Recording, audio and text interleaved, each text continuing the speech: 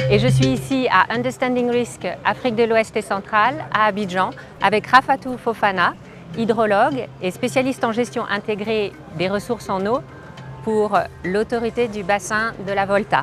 Quels sont les principaux défis auxquels tu te retrouves confronté?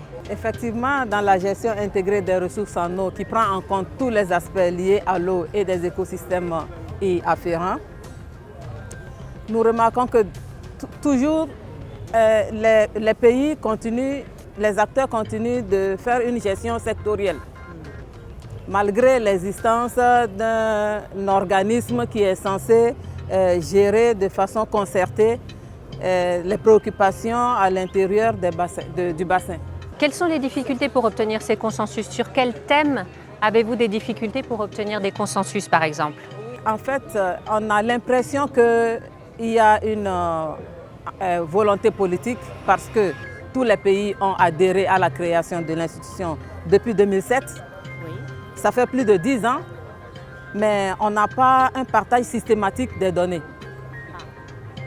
Et pourtant, ces données sont obligatoires pour avoir des modèles régionaux, en tout cas modèles communs à l'échelle du bassin versant. Quels sont les succès que vous avez pu rencontrer jusqu'à présent dans votre approche pour une gestion intégrée du bassin de la Volta? Avec l'appui de la Banque mondiale, nous avons déroulé la mise en œuvre du projet que nous avons appelé projet de gestion des crues sur Loti.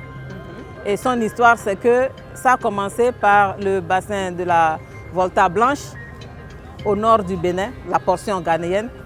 Après les inondations de 2010, le gouvernement ghanéen a sollicité l'appui de la Banque mondiale pour gérer la situation de façon durable.